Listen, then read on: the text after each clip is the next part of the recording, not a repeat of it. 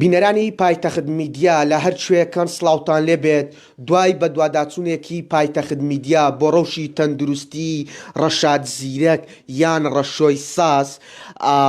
دوای ئەوەی ڕەوشی تەندروستی ڕەشاد زیرەک ڕەشۆی سازی لە تەواوی پلاتفۆرمەکانی خۆی بڵاو کردەوە و بۆ ڕای گشتی لە بە دوواداچوونێکدا پایتەخت میدیا باسی لەوە کرد کە تەندروستی ڕەشۆی ساز زۆر خراپە وە جەڵتە لێی داوە و لە نێو جێگەدا ماوەی حەوت مانگە کەوتووە. ڕاستەوخۆ دکتۆر سامان بەرزنجی وەزیری تەندروستی و هاوکات عەبدوڵڵای فەرهاد جەلیل خەیات کەسایەتی دیاری هەرێمی کوردستان لەسەر ڕەوشی تەندروستی هاتنە سەرخەت و بەڵێنی ئەوەیان داوە کە لە نزیکترین دەرفەتدا دەیگوازنەوە بۆ نەخۆشخانە و تەواوی چارەسەرە پزیشکیەکانی بۆ دەکەن تاکو ئەو کاتەی دەگەڕێتەوە سەر شەقام و شۆستەکان و دەست بە ژەنینی ساز دەکات. من بۆ ئەمە بەستە هەر ئێستا گفتوگۆ لەگەڵ بەڕێز عەبدوڵڵای فەرهاد جەلیل خەیات دەکەم. کاک عەبدوڵڵا وەرە ئێرە. کاک عەبدوڵڵا سڵاوت لێبێت. سوپاس هەڵبەت سوپاست دەکەم بۆ ئەوەی هاتیە سەرخەت دوای بە دوواداچوونەکەی پایتەخت میدیا. ئەو کاتی باسی ئەوم بۆ بکە کە بە دوواداچوونەکەی پایتەخت میدیات بینی چیت کرد و چیت گوت و بیرت لە چی کردەوە؟ زۆر سپاس. طبعا پاشەوەی کە گرتە ڤیددیۆیەکەی لە سۆشیال میدیای پایتەخت بینیم پێم باش بوو ئەمن وەکو کەسایەتێکی و ئێمە وەکو کەسایەتێک شاری هەولێر وەکو بنەماڵی جێل خەیات وەکو بین یارمەتی مام ڕەشۆی بدەین کە لەو بوارە تەندروستیەیە و لە هەمان کاتدا لە ڕێگای پەیوەندیم بە دکتۆر سامان بەرزەنجیش کرد و دکتۆر سامان بەرزەنجیش هەمان ڕێی هەبوو کە بە هەمان شێوە یارمەتی مام ڕەشۆی بداتن و ئینشاءڵڵا بە زووترین کات دەگوازرێتەوە بۆ خەستەخانە و کە ئیجراعاتی تەندروستی دەست پێ دەکا و ئەمەش وەکو بنەماڵی جێل خەیات کە ئامادەین بۆ هەموو جۆرە هاوکاریەک. باش کاک عەبدوڵڵا ئەگەر وەزیر ئێستا گەر بکرێت تەلەفۆنێکی بۆ بکەیت لەم پەخشە ڕاستە و خۆی پایتەخت میدیا با ئەمە گفتوگۆیەک لەگەڵ دکتۆر سامان بەرزنجی وەزیری تەندروستی بکەین بزانین چیمان بۆ دەکات بۆ ئەوەی ڕەوش و تەندروستی ڕەشۆی ساز باشتر بێت. ئێستا کاک عەبدوڵڵا تەلەفۆن بۆ بەڕێز دکتۆر سامان بەرزنجی وەزیری تەندروستی دەکات ئەگەر هاوکارم دیمەنەکانی مام ڕەشۆتان بۆ بگوازێتەوە. ئێستا مام ڕەشۆی ساز کە لە ساڵی 1976 لە یەکێک لە گوندەکانی هەولێر لەدایک بووە. وا دیارە دکتۆر سامانمان لەگەڵە. دکتۆر سامان سڵاوت لێبێت من نەهرۆم لە پایتەخت میدیا. ئەلو دکتۆر جان سڵاوت لێبێت. زۆر سپاس دکتۆر من نەهرۆم لە پایتەخت میدیا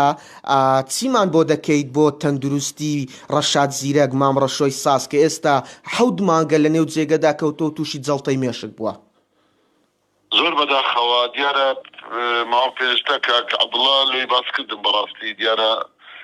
کاک عەبدوڵڵا لە ڕووی مرۆڤایەتیەوە هەموو من يعني معلومة لامان كالروي إنسانية مرۆڤایەتی و زۆر هاوکاری نەخۆش و فەقیر و کەم دەرامەت و مساعدات ئینسانی زۆر کردیە. سوپاسی دەکەم کە ئەویش بەشێک بووە لە چارەسەری زۆر نەخۆش. باسی ئەو بەڕێزەی کرد بەداخەوە دیارە ئەوەی من وەرم گرتووە کە جەڵتەی مێشکە انشاءالله سلامت دەبیت. ئەمن نازانم تەقریر طبی و ئەوراقەکانی ببینین چی پێویست بیت و ئەوەی پێمان بکرێت تەقسیرینە ناکەین انشاءالله و هەرچی پێویست بیت ئەمە وەکو حکوومەت ئامادەینە بەڵام پێویستی بە تەقییمەکی وەزعی طبیەکەی دەبی ئەوراقەکانی ببینین انشاءالله لە نزیکترین دەرفەت لە کاک عەبدوڵڵاش بە ئەوراق و فەحس و ئەشعە و ئەشتانەی تەقییمەکی لۆ دەکەین. اینجا ئەو کاتیش پزیشکی پسپۆر و ئەگەر فەحس و علاج و هەر شتێکی بێت انشاءالله تەقسیری لۆ ناکەین. باش دکتۆر سامان کەی دەیگوازنەوە بۆ نەخۆشخانە بۆ وەرگرتنی چارەسەری پزیشکی و بە دوواداچوون لەسەر ڕەوشی تەندروستی پێویستە دەبی انشاءالله ئەوراقانەی کە کردیتی فەحسەکانیان شتینەی پێویستی هەمووی لەبۆ دەکەین انشاءالله. زۆر سوپاس دکتۆر سامان بە هیوان ڕەوشی کاک ڕەشۆش بەڕێست و سوپاسی کاک عەبدوڵڵاش دەکەم. زۆر نەخۆشەیە ڕۆژانە بەهانایەنەوە دێت یعنی ئەو ئەرکەچی ئێمەشی ئاسانتر کردیە. زۆر سوپاست دەکەین دکتۆر سامان. زۆر سپاس مەمنون کاک عەبدوڵڵا سوپاس بۆ تۆش. ئەگەر یەکێک لە خانەوادەکەی بفەرموو ئێرە پێم بڵێ ئێستا چه هەستێکتان هەیە لە ڕێگەی بە دوواداچوونێکی پایتەخت میدیا و بەڕێز دکتۆر سامان بەرزنجی وەزیری تەندروستی و کاک عەبدوڵڵا هاتوونەتە سەرخەت لە نزیکترین کات ڕەشۆی ساز کاک ڕەشاد دەگوازرێتەوە بۆ نەخۆشخانە. ئێستا دڵمان زۆر خۆشە بە هاتنی کاک عەبدوڵڵای بەڕێز کەەوە هاتە سەردانی کاک ڕەشیدی کردی بەڕاستی پێمان خۆش بوو، دڵمان زۆر خۆشە. باش لە نزیکترین کات دەیگوازنەوە بۆ نەخۆشخانە و ئێوەش وەکو کەس و کاری لەگەڵی دەبن باسی ئەوەم بۆ بکات چ قسەیەکتان هەیە لێرەوە چ پەیامێکتان هەیە؟ وەڵا پایامێ ئێمە چییەوە ئەگۆ بەسەرتان کردەوە بەڕاستی مەمنونی لەمە کە وا دەیگوازنەوە بۆ نەخۆشخانەی بەڕاستی زۆر سپاس کە عەبدوڵڵا دەکەم کە هاتیە خوا خێرام نووسی یا ڕەبی مەمنون سپاسیان دەکەم بەڕاستی ئەمە دڵمان زۆر خۆشە. هیوان ڕۆژی تەندروستی کاک ڕەشادیش لە نزیکترین کات چاکێت زۆر سپاستان دەکەم. هاوکارم دیمەنەکانی کاک ڕەشادمان بۆ بگوازێتەوە ئەمە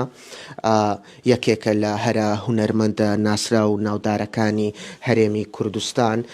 ڕەشۆی ساز یانە ڕەشاد زیرەک کە لە ساڵی 1976 لە یەکێک لە گوندەکانی دەشتی هەولێر سنووری پارێزگای هەولێر لە ساڵی 1976 هاتۆتە دنیا و دواتر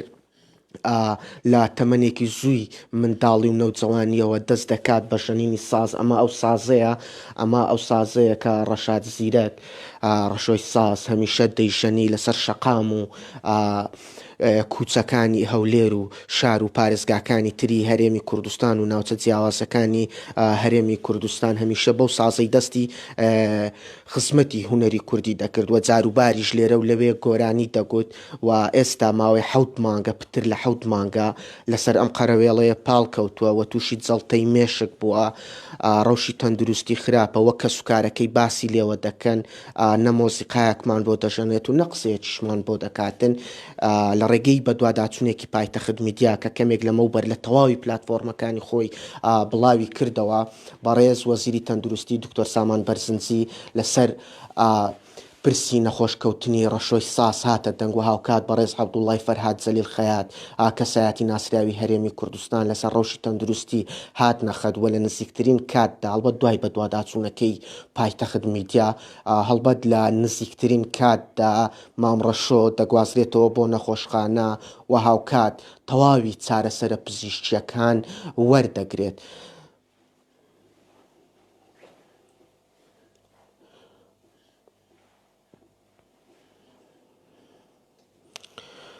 هەڵبەت مام ڕەشاد یەکێکە لە کەسایەتی هەرە خۆشەویستەکانی هەرێمی کوردستان لە چەندین بۆنە و ئاهەنگ ئامادەیی هەبوو وە زۆرینەی کات لەسەر شەقامەکان بەو سازە خزمەتی هونەری کوردی دەکرد و گۆرانیە جۆر بە جۆرەکانی لێرە و لەوێ دەگوتەوە وا دیارە دوای ئەوەی تووشی نەخۆشی جەڵتەی مێشک دەبێت لەسەر ئەم قەرەوێڵەیە پاڵ دەداتەوە و هۆشی لای خۆی نامێنێتن و ماوەیەکی زۆرە ینی ماوەی نزیکەی 7 مانگە دوای خانەوادەکەی دوای ئەوەی و هەم پزیشکەکانیشی دوای ئەوەی بێئومێد دەبن لە ڕەوشی تەندروستی ئەوە دەیهێنەوە بۆ ماڵەوە و پزیشکەکان بە کەس و کاری مام ڕەشاد دەڵێن چاوەڕێی ڕحمی خودا بن. بەڵام سوپاس بۆ خودا ئێستا بەڕێز دکتۆر سامان بەرزنجی وەزیری تەندروستی و هاوکات عەبدوڵڵای فەرهاد جەلیل خەیات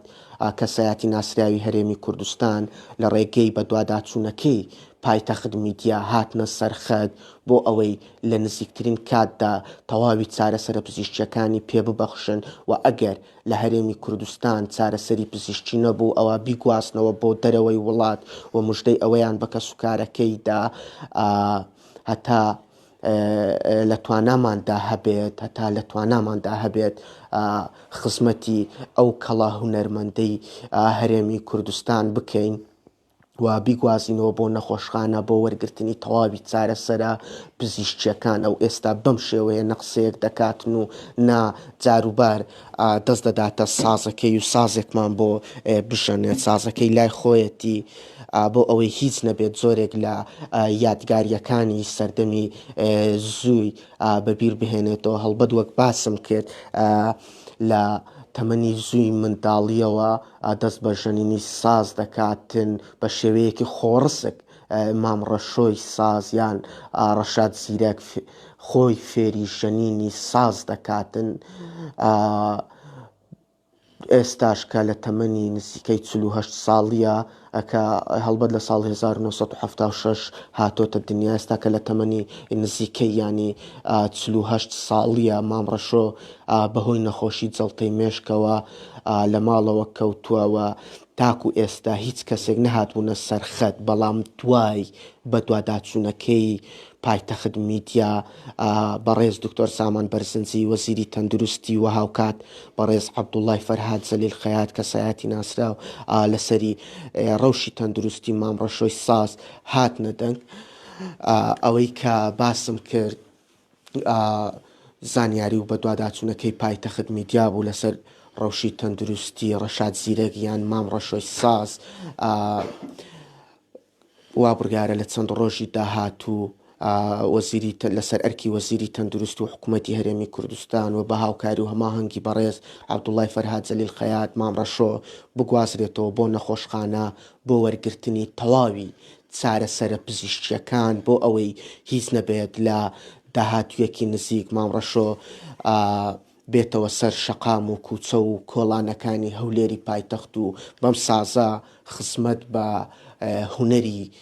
باڵای کوردی بکات.